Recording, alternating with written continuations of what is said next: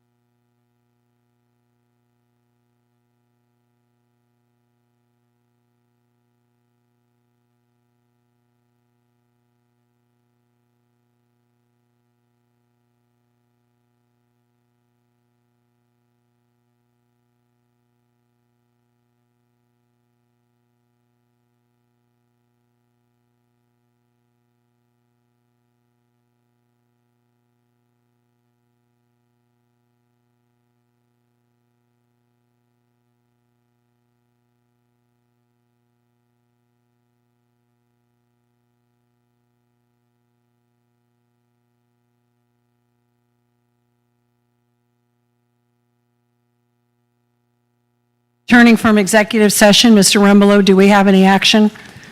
Yes, one item, a motion, please, to authorize the real estate transaction with Newcrest Image consistent with your discussions in executive session, and authorize the city manager to execute all associated documents and to take all other necessary action. Thank you, Mr. Rumbolo. Do we have a motion? Move for approval. Second. All those in favor? Opposed? Abstain. Thank you. Back to you, Mayor.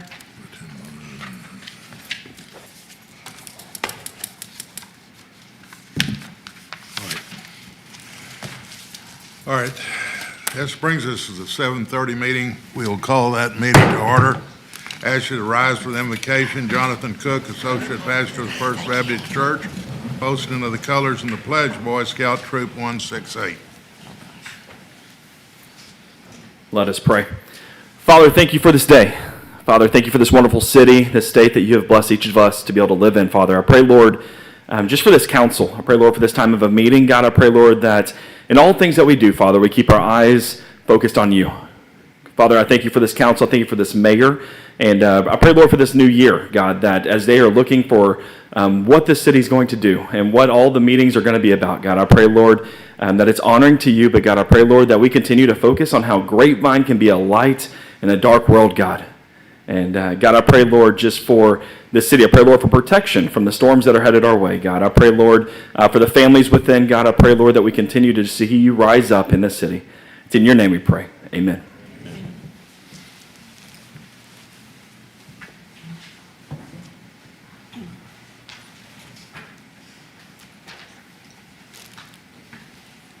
Color guard attention. Color guard forward march.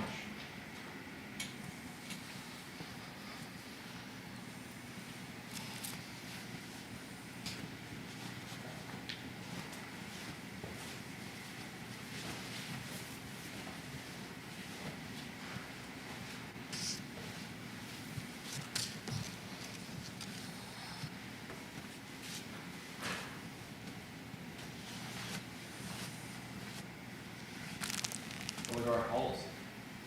Color guard post colors. Please join me in the pledge of allegiance. Pledge allegiance to the flag of the United States of America and to the republic for which it stands, one nation, under God, indivisible, with liberty and justice for all. Please join me in the Texas pledge. Honor the Texas flag. I pledge allegiance to thee, Texas, one state, under God, one and indivisible. Color guard reform. Thank you. Color guard return to post. Thanks, guys. Good job.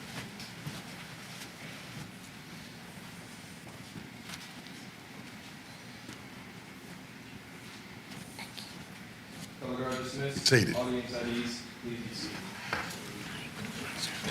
Thank you very much, Jonathan Cook and Boy Scout Troop 168. First item tonight is citizen comments. Do we have any requests? No, sir. Do we have any? No, sir. Okay. Is anyone here that wishes to speak under citizen comments who have not registered? All right. We'll go on to item 5, presentation, discussion, consideration of proposed amendments to Appendix G to the Code of Ordinances regarding architectural standards for the structures within the legal or within the original township boundaries called the Grapevine Pattern Book. Mr. McCallum.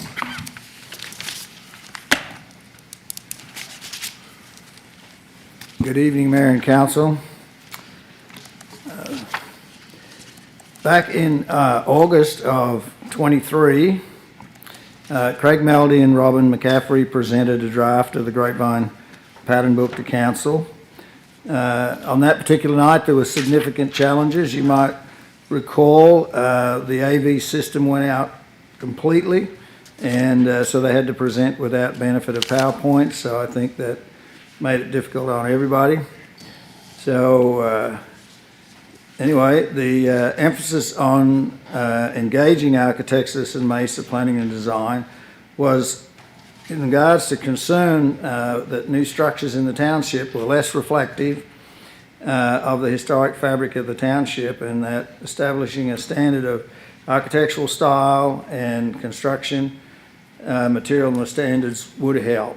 It also recognized that the 2013 changes to Appendix G created a street elevation that was inconsistent with most of the existing historic homes. The change established a side yard setback plane that contained the roof line and the second floor rooms within a 45-degree side plane. And this had a result of reorienting new builds on perpendicular to the street. The ridge line became perpendicular to the street, whereas most historic homes in the township are parallel to the street. So with an increase in interest in the Grapevine Township and two very important opportunities that would add 6 more very significant residential homes to the township, there is some urgency to establish standards that will protect the visual appearance and architectural style and give future homeowners a chance to potentially realize more living space in an architecturally appropriate home. This draft version of the pattern book has been presented to the Historic Preservation Commission. It has been shared with several builders and developers from whom we've received input.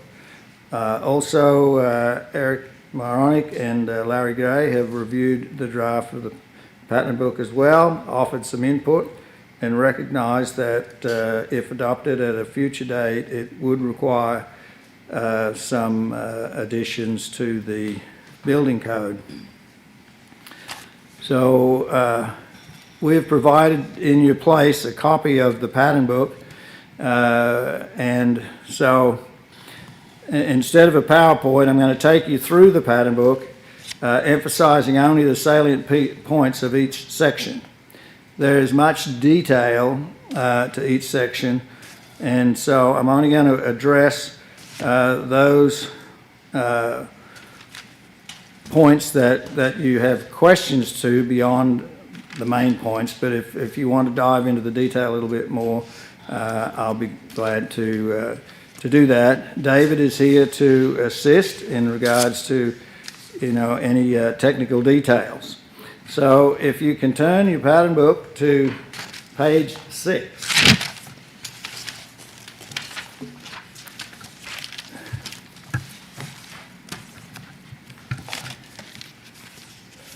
So again, the use of this pattern book is for modern living and design flexibility. Grapevine Historic Preservation Ordinance was adopted first in 1992, and the update of the ordinance was in 2013. It's these ordinances that define what can be built and expanded within the original Grapevine Historic Township today. So, but following the guidelines and standards that are being proposed in this pattern book, there's an opportunity to achieve a unit square footage that is more compatible with the requirements of modern living. Compliance with the guidelines and standards also will allow for certain encroachments into the side yard setback plane, as well as front and rear setbacks. The pattern book will allow for second floor to have full height walls which extend beyond the side yard setback plane, and in certain instances will allow for a house to be larger than the current 3,400 square feet allowed by the preservation ordinance. There are 4 primary styles in our historic district, and these are what are being presented tonight in the pattern book: Folk Victorian, Queen Anne Victorian, Arts and Crafts, and Bungalow Prairie. And so now if you would go to page 8 and 9, we want to look again at understanding what, how this pattern emerged of what we have. So community was settled in 1844. Four of the original surveys of 1845 converge at the intersection of West Wall Street and Scribner, and are marked by a historic witness tree that has been carefully respected and marked with a historic plaque. The earliest structures that built in the township itself were log cabins, and they were built by early settlers. With the opening of the Cotton Belt Railroad in 1888, Grapevine began to thrive. In 1907, local citizens voted to incorporate the township of Grapevine, certifying its streets and parcels with a main street running north and south, and at its center, then residential parcels located to the east and west of Main Street. On page 8, you'll see that there is a 1907 and 1913 map. You can see what the overall pattern is of our blocks. And so when we begin with this period of time, you see that, and the reason that this is in here is it's important to understand why Grapevine is like it is, and this certainly helps to understand that. So the researchers, they looked at all of the pattern as they developed over this long period of time. So homes were built by successful business owners and farmers first in the 1880s and 1900s, and this is where we get the folk Victorian. In the latter part of that, the Queen Anne Victorian style. Then prairie and arts and craft style houses followed in the 1910s and the 1920s.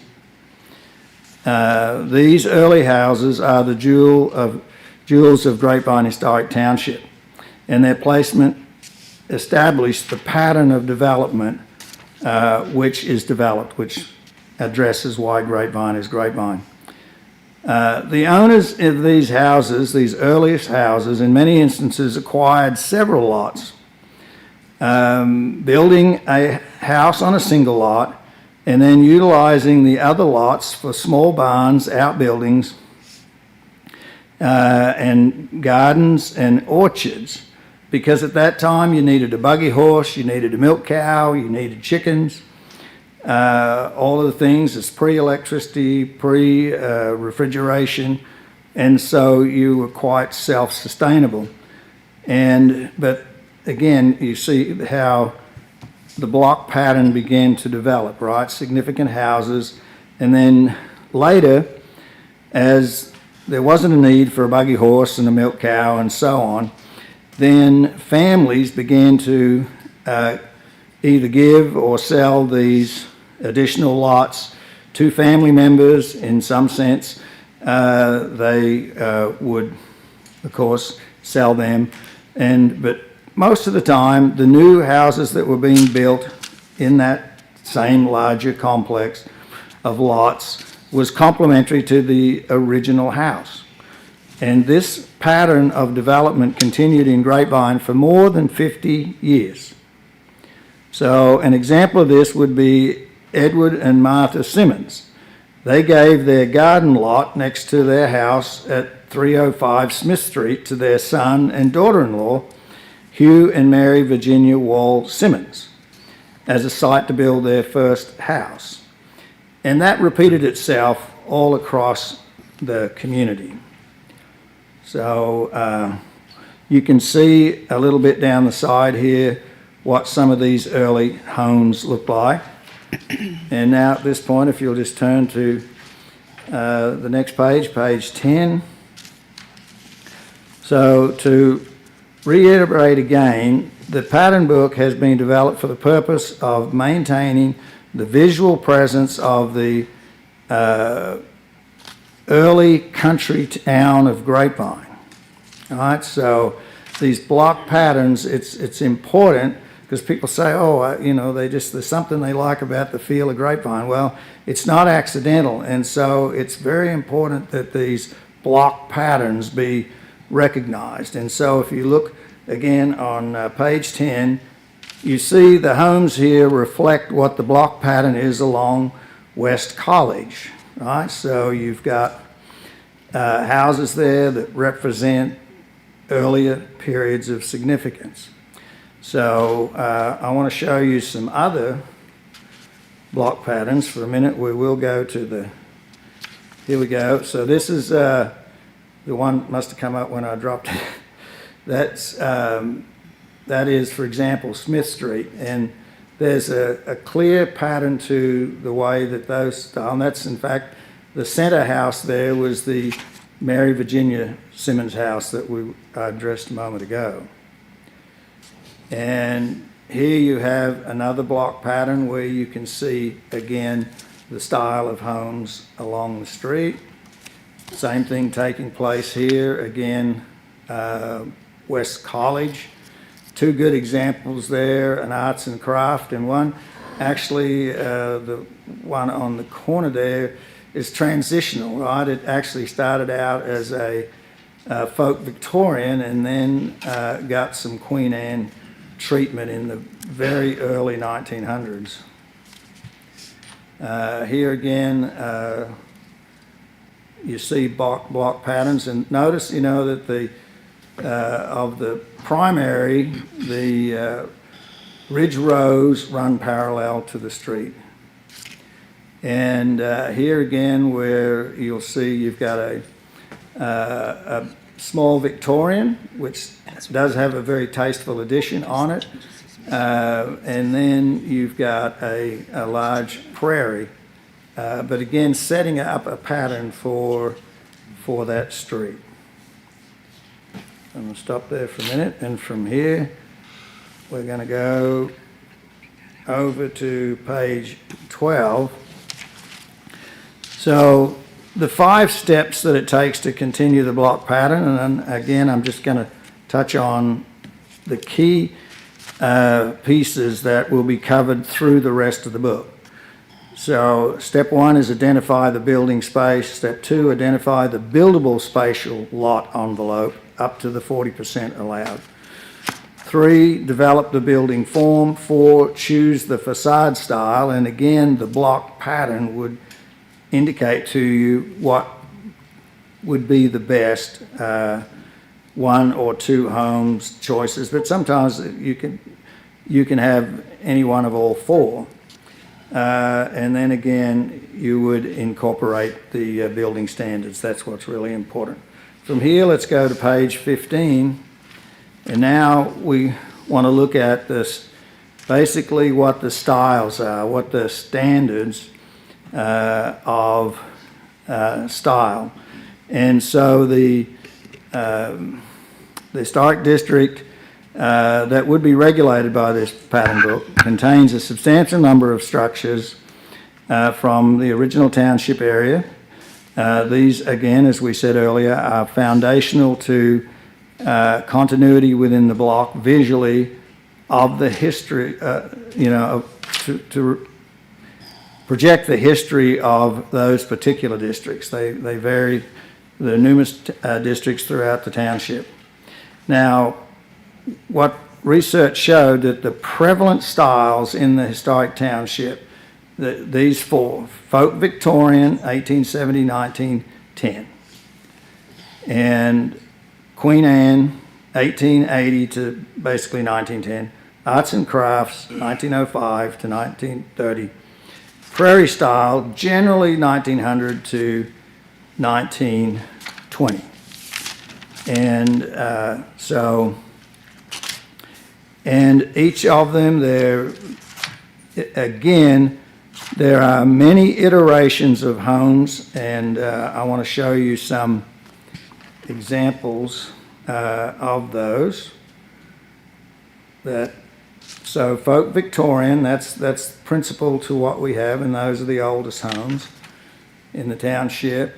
This is folk Victorian. This actually sat on what is now the Faust parking lot, and even though it is a very grand home, it is still folk Victorian. And so again, there are opportunities for homes like this that could be built. Here's another folk Victorian from out on the prairie, so you can see they can be grand in size. And so now Queen Anne, to take a look at that, that's one that we're using as a good example here. Here again this was another Grapevine. It's kind of a crossover Queen Anne, but nonetheless, the big wraparound porches and such are there. This central here is another Queen Anne. So what I wanted to communicate is that it's not just, limited to one particular style, that there is variation in those styles. Here's one that, again, utilizes where the porch creates a projection there and makes it rather unique. So again, you're not being limited to just the 4 photos that you see here. And then we go on to arts and crafts. And again, there was a very unique the way these developed, and again in the early 1900s. Let's get over here. Again, there are versions of arts and crafts, and I think that's all of it. We shut that down. So again, we want people to, again, when they see that you need a folk Victorian, there's a wide range of folk Victorian, and that's really what we're trying to get across there. So again, to just run through it very quickly, the standards of style on a folk Victorian: a front porch, you can do wraparound, very simple form, pyramidical gables or hip roofs, simple windows, vertical orientation, wood siding trim, a lot of spindle work, etc. You'll see that there's a good example right there. All that ornate work, by the way, came in on the Cotton Belt Railroad. It was all pre-made, and it would come in, and those few builders in town would get it, and they would add it to these homes and to dress them up considerably. A Queen Anne, gable forms, projected cross gables, very important. Very dominant hip to roof. For example, decorative carpentry to accentuate the bottom portions of the gables. Decorative carpentry again to make the primary structure and the accessory structures really stand out from the trim work on them. Partial or full width symmetrical porches, bay windows, wall inserts, towers, etc., all reflect that. Arts and crafts again, and there are quite a few different versions in town here. That sort of movement spread around again later into the 1900s. So it's 1 to 1.5 story front gable or cross gable, a front porch sheltered fully beneath the front projecting gable, significant overhang at the juncture of roof and wall, gabled dormers with overhang and detailing, wood cladding or shingle wall cladding, deep boxed roof overhangs, all sort of stood out on arts and crafts. In the Prairie House, this was a 2-story box type shape, primarily with a low-pitched roof. We got some great examples here in town. This box is dominant over all masses, which are attached, and it's amazing how they use different forms, architectural forms, to attach to the main form and create a most pleasing, architecturally significant structure. The entrance is a focal point, and the facade may include elaborate porch surrounded by greater embellishments. 2-story projection that also serves as a second floor overlook. Horizontal rows of casement windows clustered between wide opaque corners, massive square rectangular columns, broad flat chimneys, dormers which align with entry that are wider than they are tall, deep roof overhang. So from there, let's go to 21. And now we look at that's the four primary types.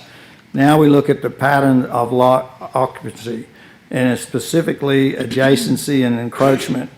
And that is really important because when we talked about, if you look at several of those designs, the idea that they can, when we're presenting in the pattern book, that they can encroach into the front yard, the side yard, etc., when it's not the main form.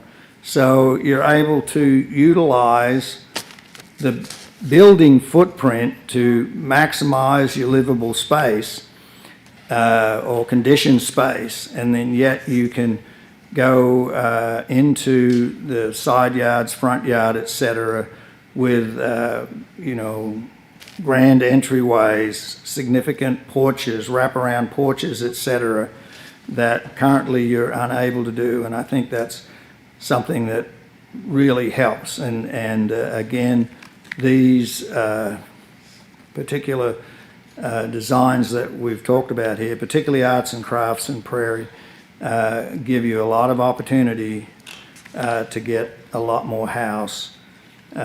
So again, when you're within the boundary of the township, this ordinance would establish these variances and would again assure that lot occupancy does not adversely affect the block or the architectural continuity, and that's important. You can maximize your building space, but you, in the end, may end up with something that's not near as interesting as it could be.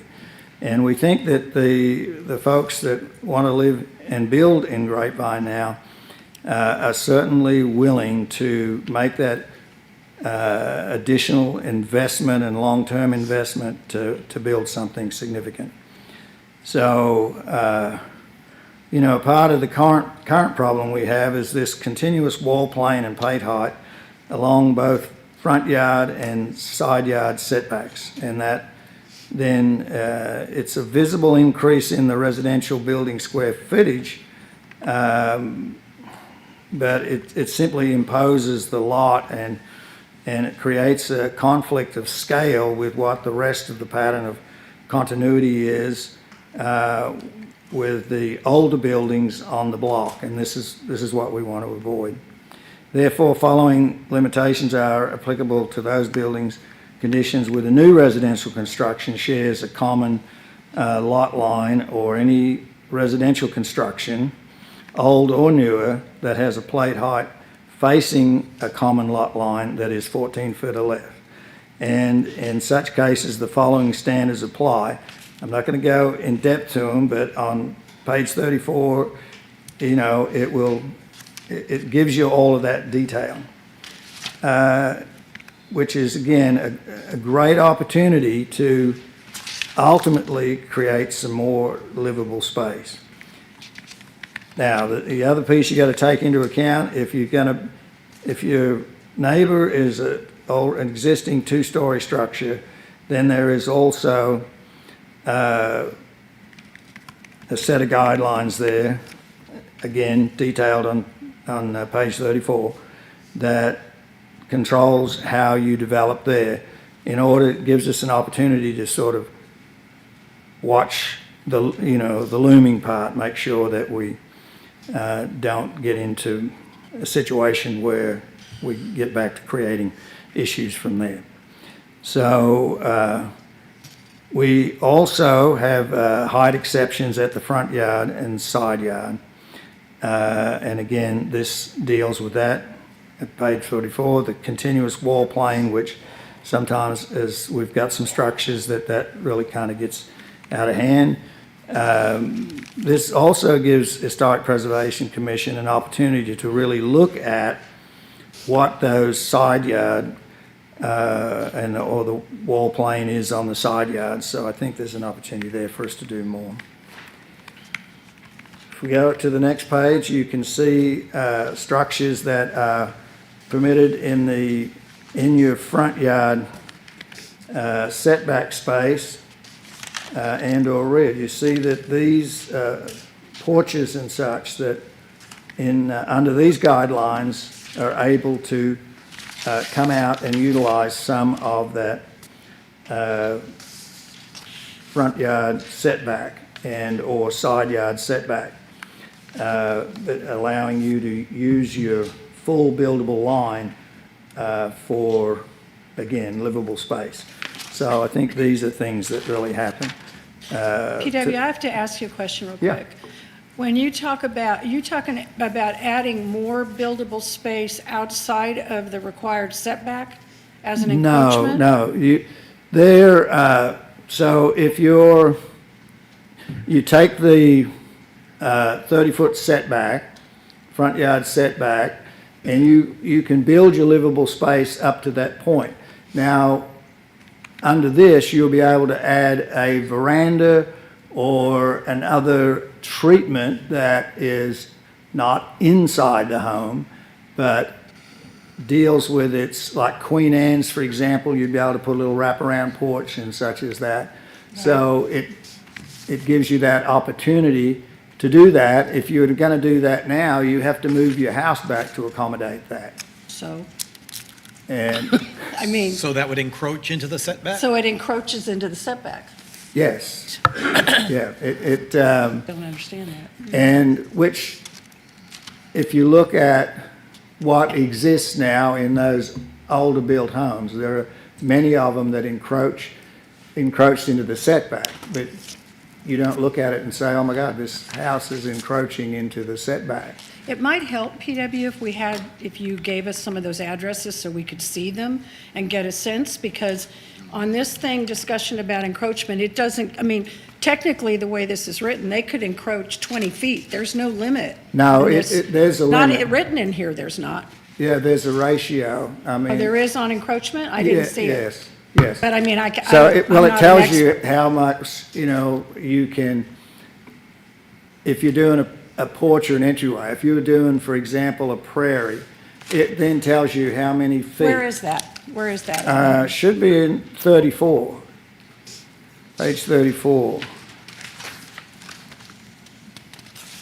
And there's a formula there.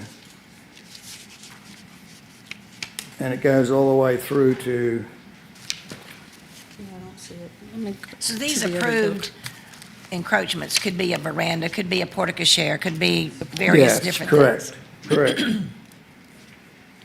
Not livable space. Not livable space. Although back in the day, people used to sleep on their porch. So there's a ratio here where you can, 1.34 to 16 feet. Help So- me understand, though, why we need to, I understand there may be a lot of historic homes that encroach because we didn't have those setbacks Right, when those correct. houses were built. And I really appreciate the effort to give some opportunities of what the facades can look like and have some flexibility with what we're trying to do here. I understand that. But I don't understand why, I mean, this is giving more latitude than any other place where there's residential in the whole city, because you can't just encroach in your building setback in any other residential district. So because the lots aren't smaller, they're typical size lots. Some are large lots, some are 7,500 square foot lots. So I'm just understanding, and maybe we may need to have a workshop on it, but I'm confused by this encroachment thing. It bothers me. Sure. But- Well, what it is, it's already been established by the block pattern, right? And so if we're going to encourage people to build fine, architecturally significant homes, to use a higher building standard, et cetera, it is, in a sense, an incentive for them to be able to utilize, the maximum setback space for the living, and then elements of what they call accessory structures, which are porches and outdoor sitting areas and so on and so forth that would come off the front of the house or the side of the house. And because, it exists, and we treat the township as different, right? That's, the first thing that we say is that There are a lot of things that you can build outside of the township you can't build in the township.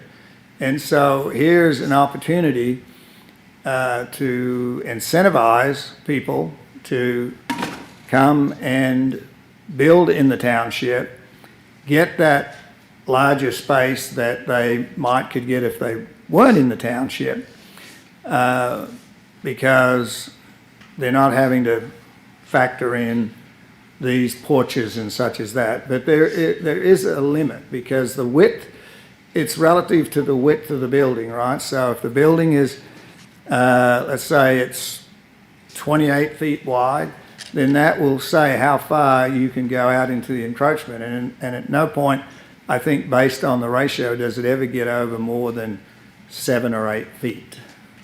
That's the total. Most of the time, it's going to be maybe 6 feet, 5, 4 feet.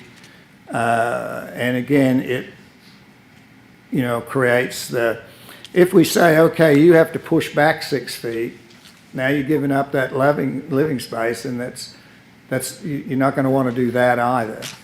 And so that's part of what we see now, is that they're building to the full 3,400 square feet that is allowed.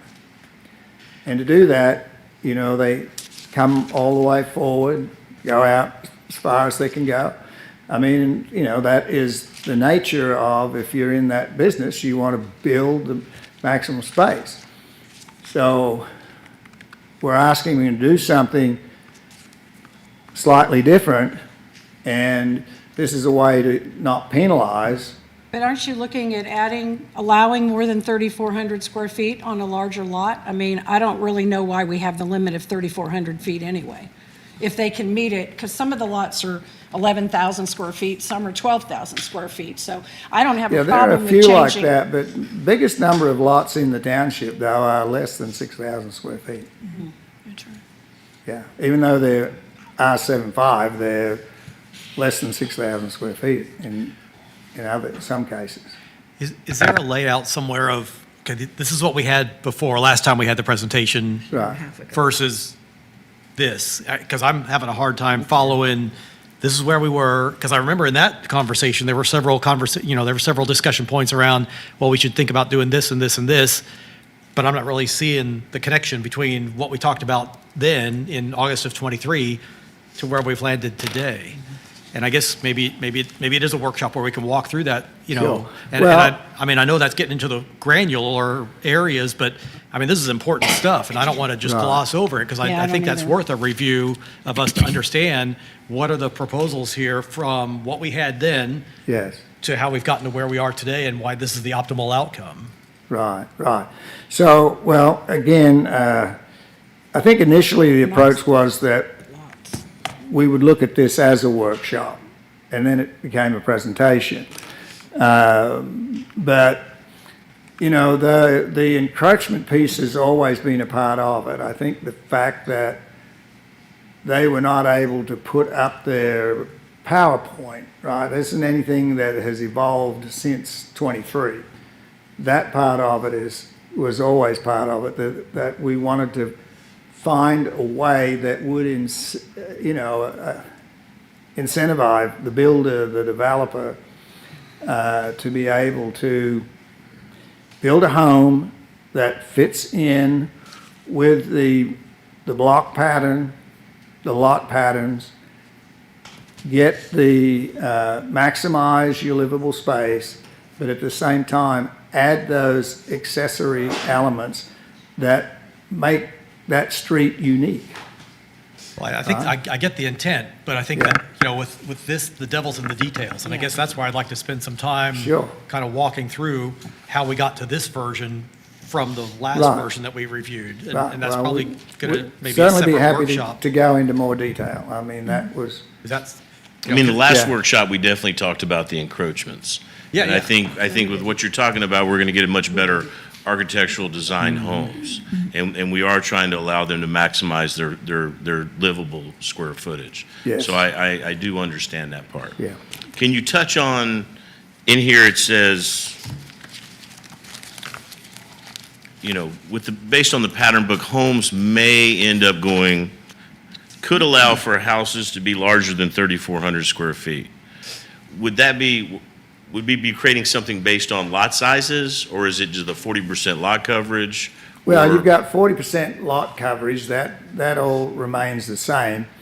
On a larger lot size, what it does, again, the ratios are in there, I mean, So it'd be straight like a ratio. This is a yeah, 12,000 and- foot lot. Right, and I think that you could get perhaps another 400 to 600 square feet. I mean, it's not limitless. Right. You know, you would have to be very careful about, how you designed it, and it's based upon this whole idea of these articulations that would allow you now, in that, the envelope that they have to work in right now is, it's very difficult to get to 3,400 feet and not have something that doesn't end up a rectangle. That's what we're trying not to do. And that's what we're trying not to do. Yeah. PW, the photographs that are in this pattern book are very revealing. I've seen a few of the older homes before, but there are some in here that we've lost, and I hate that. They're absolutely gorgeous homes, and personally, I would like to see a number of the ones in this book that we've lost built somewhere in the township, because there are some jewels in here that we haven't had for a long time. So I'm glad that you all found some photographs and put them in here. I would note that in the historic district, many of the lots are only 50 feet wide. Correct. They're not 30 feet, they don't have a 30-foot front yard setback. Most of them have a 25-foot yard setback, and some of those, they kind of articulate up and down the block. And so, for instance, if we have a 25-foot setback and we have a porch, and if a porch is only 6 or 7 feet wide, that's not very deep. That's less than from here down to the P&Z's chair. Right. And so there's not a whole lot of porches that are that size in some of the newer homes, especially those that are very nice, that what we're trying to attract and achieve. So 7 feet out in front of 25, you're getting very close to having a front yard that's like 17 feet from the back of the curb. Yeah. And I don't think that's what we're actually wanting to see there, is what I'm wondering, because it's going to be different from the other homes that are already on that block.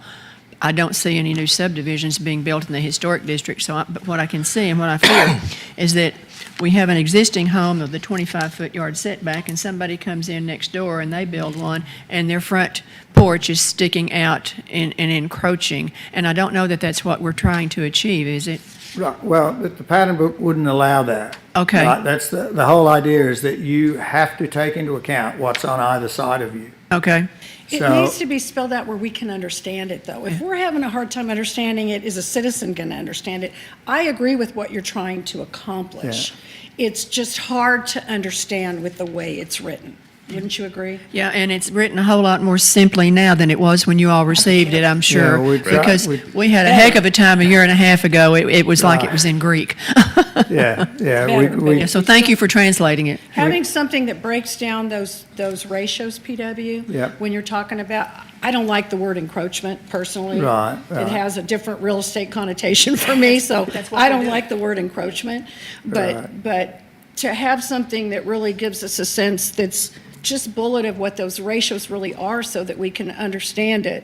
And then the only other thing I want to say is part of the presentation tonight is about amendments to Appendix G, which is going to be inconsistent with what is in this pattern book. So Right. I'd also like for us to see the specifics of how Appendix G changes. So if the 3,400 is no longer the maximum, then we need to see what that change looks like. If there's going to be an ability to go within that setback area, what that Yes. ratio is, I think we need to all have a good understanding. I don't think we're in disagreement with what you're trying to do. It's just, we're having a hard time getting it. Yeah.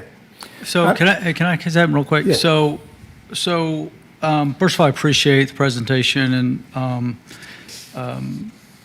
so they've been working on this for over almost 2 years now, year and a half, right? And so I know we had a conversation yesterday. I reached out to, or spoke with David Clemson yesterday as well. I mean, we've had an opportunity, we've had this here, I mean, they're readily available to have these conversations. There's so much information. I think it would be very difficult to give a presentation tonight and answer everybody's detailed questions. And that's what I'm hearing, because these questions are valid questions that you Yeah. want to know. We need a workshop. And I think that they have an answer for it, but we Yes. empower you guys to go out and say, this is what we want. We need to let you do your job and then come back, and we have confidence that you are answering all the things that we're asking for.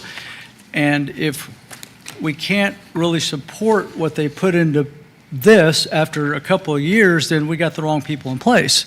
But we haven't seen anything in a year and a half, Leon. Well, I know, but So- we Just got this last We night. just got this last night. I know, but there So was some, I don't I'm just blame saying that us. there are conversations that can happen before Well, that's the why I'm council recommending a meeting. workshop. That's for us why to we go need a through this. workshop. Okay, well, then probably should have asked that prior to the council meeting tonight if you had a chance to look at the board. I get what you're saying, and I understand. We got the presentation. I think we need to have a workshop to go a little Well, more then I detail. think that into- that's probably I'd like something- to request that we have a workshop on this. I think we're all trying to get to the same place. I think we can get there. I don't think that we haven't done our job, and I don't think you haven't done your job. I think everybody's trying to get to the same Right. place. Yeah. There's not been a lot of communication in the last year and a half, and we need to get it done, and we need to get it done soon. So I would just recommend that we have a workshop within the next couple of weeks and see if we can, assuming you guys can be ready and put it in terms that we can really understand, then we can hopefully get it done. I mean, we all want to get it done. It's just. Can I say one thing? And that's probably fair to do, but can we get the questions that you may have based on this book ahead of think we're time? doing that. So we all can see that prior to going in, and we can maybe get the answers and have an understanding? I mean, I'd like to see the evolution from where we were a year and a I half would ago. too. That's fair. To what's in here, and That's what were some fair. of the alternatives that were discarded along the way for a conversation. I think that's fair, but I think you guys have some pretty good questions, but Yeah.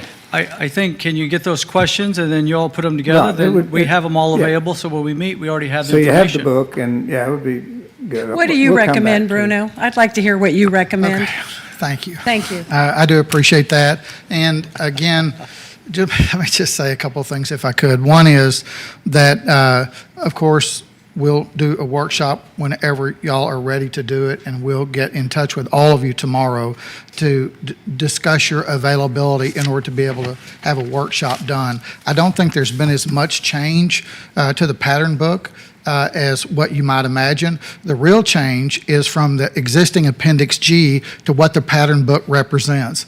That you have to understand that. You have to tell us that you're okay with that, because the reality is that once the pattern book is adopted, assuming that it is, obviously it goes to work immediately, because we have a couple of projects that are waiting on the pattern book's adoption. One is obviously on Worth Street across from Faith, where the red brick apartments were, that becomes single-family residential. And then, of course, on College Street, where La Buena Vita Winery was, that again converts to residential lots. And the ability that is provided with the pattern book in order to be able to do something that's architecturally significant there, to have maximize the square footage based upon the 40% lot coverage in those locations really does matter. The issue of the encroachments or just basically the fancy stuff that makes the houses more interesting than maybe what we've been able to do heretofore that the pattern book allows, I think we have to explain that. And so, again, going back to the point, yes, we certainly can and we'll do the workshop as you all request. And secondly, we'll tell you what we have and what is different about the pattern book that gives both architects, home builders, and more importantly, future residents a difference relative to this. We really do feel like we're at a tipping point. Yeah. And we need better architecture. If you remember when Architectus was contracted to do this, the basic message was that we can do better from an architectural standpoint. We know you don't want looming and massing. We know that you want consistency through these neighborhoods. But again, the architecture and the architects who design in the historic district, we want to give them a full range of tools in order to be able to accomplish as good an architecture as we should expect. I mean, if you look at the historical view of the homes that have been built in the historic district, the ones that were built that are examples in the book are magnificent. And we have had some magnificent ones since, but we can do more and do better. And that's what we're trying to get to. Well, and the I would most just simple respectfully terms. ask, to Leon's point, I would respectfully ask that we have something in that workshop that shows the exact changes that they're looking to modify from Appendix G, because this is No not question. consistent with Appendix Understood. G. Yep. And then the other thing is I would like to have it done simplistically where we understand that ratio of potential encroachment. Totally. I think those things would really help Yep, us. we've been trying to because get to that. Yes, ma'am. The designs and things that they're trying to do are fine. It's just really getting a grasp from layman's terms, which is what we asked for a year and a half ago, to have a good understanding of it, Yep. so that when a citizen calls us, we can answer the question. So I think that it would greatly help. They've worked hard, and I know that they're trying to get there, but I think having those few things would greatly help us. Bruno, I agree with what Darlene said about having a workshop soon. We have two of our hometown builders that are involved in the two sites that you mentioned, and I think we need to get ourselves in gear in order to take care of their needs. I also would point out that Duff is probably going to not be available after the end of this month for a period of time, and I agree, we need to get this done within the next 2 weeks, and so I would hope that everybody on the council can work on their calendars so that we can find a date, since you're going to be polling us all tomorrow, and sometimes that's a difficult thing for you all to put together, and I appreciate your efforts. Great presentation, Thank you, PW. PW. Can I ask one more question? Yes, sir. You're not going to yell at me, are you? I might. All right, so Hope not. I love the idea of the pattern book, and I love the architecture, and I think it's going to be very beneficial for new homes as well as architecturally significant homes that are going to be restored. You know, we've had these conversations about, I think David calls them minimalist ranch styles, like post-war minimalist ranch style. And I think of Doris House on the corner of Franklin and Smith. That's What a do you Doris do with Bateman that? house. I mean, what do you, I'm sorry? Doris Bateman's house. Doris Bateman's house. Yes. You know what I'm talking about. Yes. That's for sale right now. I mean, I would love to have something built there that looks like what Sharon's talking about, but here, I imagine we would require a restoration of a minimalist ranch post that's has no architectural significance. It may have some sort of historic significance, but no, or does it have architectural significance? We don't list it in the pattern book. Right. You see my question? It's falls into that, there's probably a dozen or so homes in the township that, and they're not all minimalist, right, but they're different things, they're one-offs. But, based on, the pattern book and, again, the, following the Department of Interior, then you would be able to expand that house. It would still have to be recognized for what it is now, but you can expand it, but you wouldn't be able to turn it into a Queen Anne. Because we have beautiful architecture on the Yeah. other corners, Because it's already 50 years old. and then we have that. And Yeah. I just don't know if somebody would buy that to keep that, at Yeah. least the front facade. Well, Just my opinion. yeah, I And- think though that we could sit down with them and show them a way to turn that into, because there are some pretty cool minimalist houses Okay. around the country, Something I was thinking about, wanted Yeah. to throw it out there. Right. All right, No more questions from me. PW, I think one of the underlying problems is that we got it on the agenda before we had the draft to the council. I agree. It came to me at 7 o'clock last night, and I assume most of the council the same way. Yes, sir. It's pretty technical, and the important thing is the people that have to administer, do they understand it? Is Yeah. it clear enough for them to be able to administer it? When we passed the last ordinance, I don't know that anybody on the council really fully understood the effect of it, what it did, and I'm not for sure that we'll ever understand everything here, though I think it would help if we had a breakdown, another section that told the public or a homeowner or a builder what the options are if you're going to add on to an existing home. And number two, another section of what the options are if you're going to build a new home. I understand the purpose of it. I wish we had had it in effect 20 years ago. The purpose of it is to create historic elevations that are compatible with what was originally in the township, and what we got was a lot of houses that tried to get as much structure on a lot as they could and then wandered all over the lot, and it doesn't look historic at all. That's why I say it's more of a township than a historic district, because a lot of those houses that have been modified are not historic at all.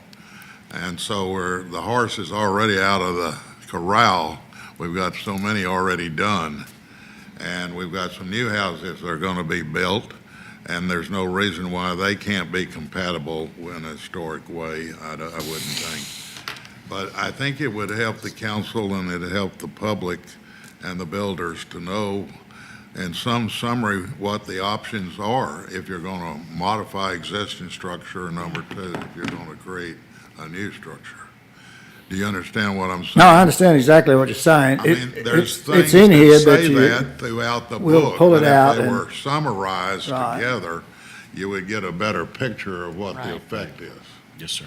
We went from War and Peace written in Greek. The first one was so overwhelming, to a Cliff Notes version, and I Right, think we're right. there. It's just, it just needs to be understandable, not only for all of us, but for our citizens that want to come and. no, we can do that, be glad to do that. I think we just kind of misunderstood that you all really wanted the Cliff Notes, but you really. I think want- we did.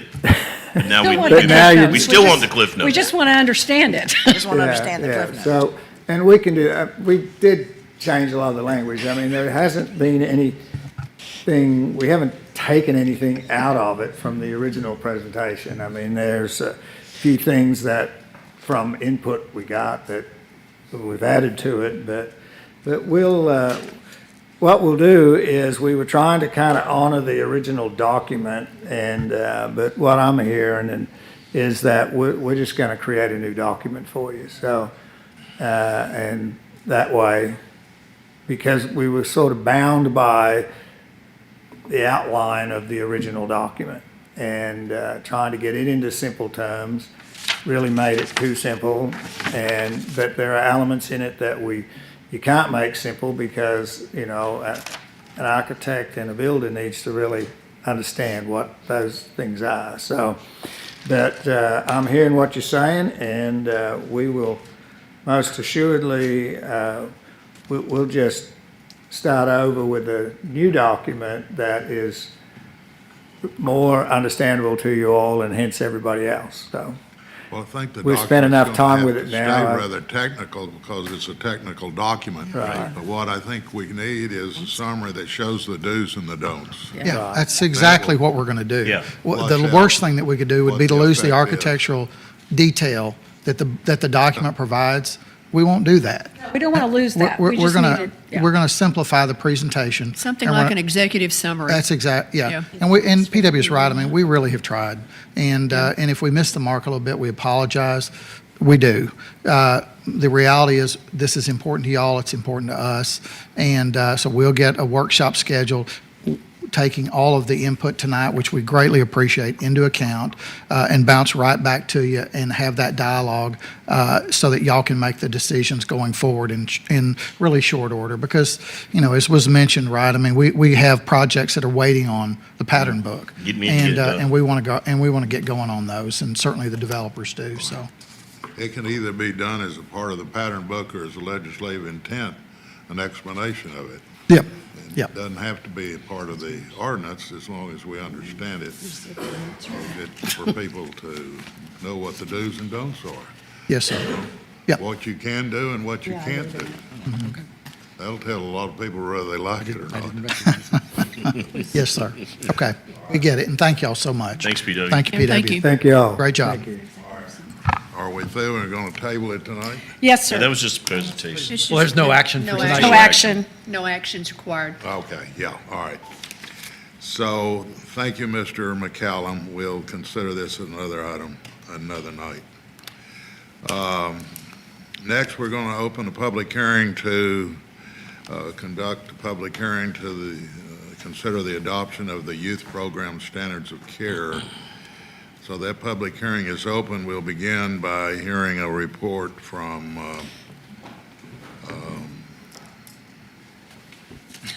Chris. Honorable Mayor and members of the City Council, thank you for having me here tonight. The item before you is the Parks and Recreation Department's annual request to consider amending the Code of Ordinances, Chapter 16, Parks and Recreation, Section 16-19, by adopting the Youth Program Standards of Care. These standards must be reviewed annually and brought to the City Council for approval following a public hearing to pass an ordinance. The standards for the City of Grapevine programs relate specifically to day camps offered for ages 5 to 13 at various facilities that the Parks and Recreation Department manages and includes other Parks and Recreation partners such as the library and golf. Patrons receive a copy of the approved standards upon registration for any of the day camps we provide. Grapevine Parks and Recreation and all of our partners meet or exceed all of the requirements as specified in the youth program standards of care.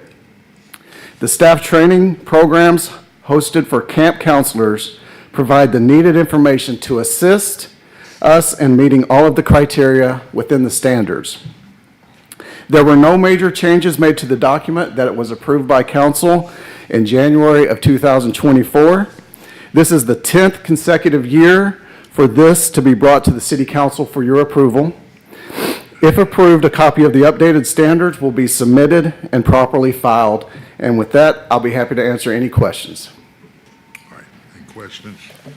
No, sir. No, sir. I'll make a motion to close the public hearing. Thank you. Second? All right. It's a public hearing, so I made a motion to close. Do we have anyone registered to speak? No, sir. I'm Do we sorry. have anyone that wants to speak either for or against the proposed changes? Now I make my motion, Mayor, to close the public hearing. Sorry. Now I make my motion to close the public hearing. I was ahead of myself. I'll second. All right. Motion to close. Everybody in favor? All opposed? Motion carries. Public hearing is closed.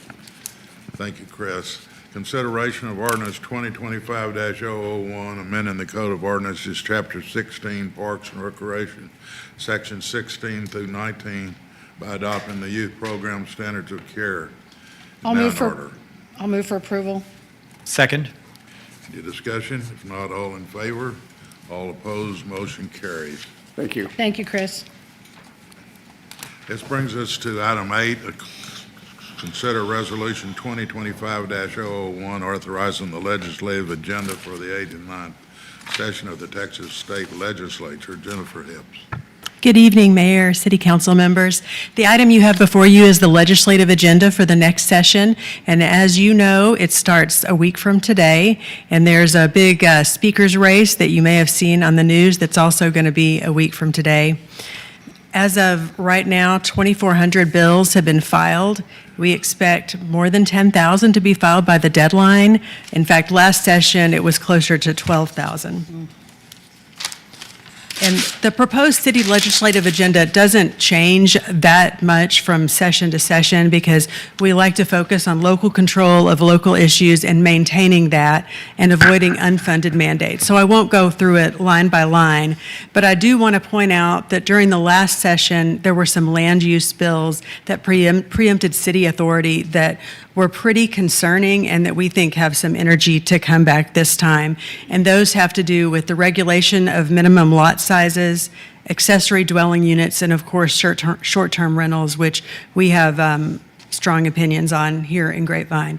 So we will, those items are in our legislative agenda, and we will work hard to communicate specifically on those items with our legislators. In fact, we have already started that.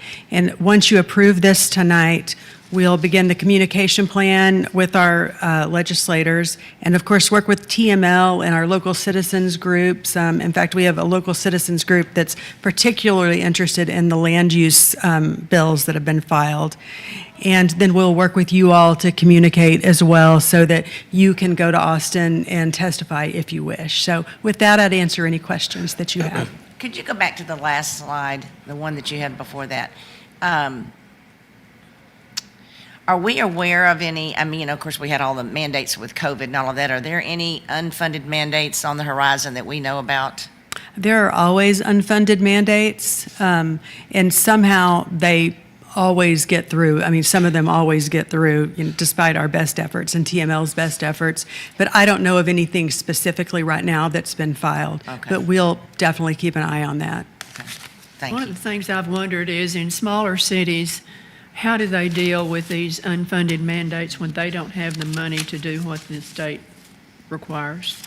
That's a good question, and sometimes the state will offer grants for the smaller cities because they'll realize later that that's something the cities can't do. They can't comply with those, but it's an issue, for sure.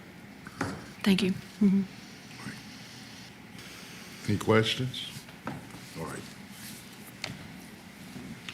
Consideration of the resolution is in order. I'll move for approval. Second. All in favor, all opposed, motion carries. Brings us to the consent agenda. Item 9 through 19 are not scheduled for any council debate. Any guest present can request any item be removed for further discussion at this time. Do we have any requests? Hear none, so item 9 through 19 is consent. A motion is in order. Excuse me, Mayor, I'd like to remove item 18. I'd like to remove item 18, please. 18, all right. 9 through 17 and 19 are the consent agenda. Motion is in order. I'd move for the approval of consent agenda items 9 through 17 and item 19. Second. All in favor, all opposed, motion carries. Consent is approved. Item 18, consider an annual contract for electrical, lighting, and data communications, security products and related products, services and solutions with Gay Bar Electric. Public Works recommended approval. I just have a general question about this, Mr. Beck. It says that this is for now this is from Gray Bar Electric, an electric company, electric supply company. Yes, ma'am. I'm familiar with them. And it's for electrical, lighting, data communications, security products, related products, services, and solutions. What is all that, please? Well, I think that, I don't know if I'm going to be able to answer that question for you. I know this is the one that we use typically, and we've used it for several years. That would include other wiring and other security. I suspect that would be the wiring we pull for some of our IT facilities, but I would have to get back to you on the related services. Services and solutions, okay.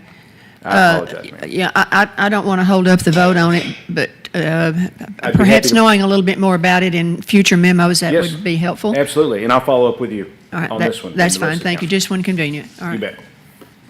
all right. I'm good, I'll move for approval on that All right, we have if a you want me motion. to. Is there a second? Second. All in favor, all opposed, motion carries. Item 18 is approved. That completes our agenda. Thank you for being with us. A motion to adjourn is in order. So moved. Second. All in favor, all opposed, council stands adjourned.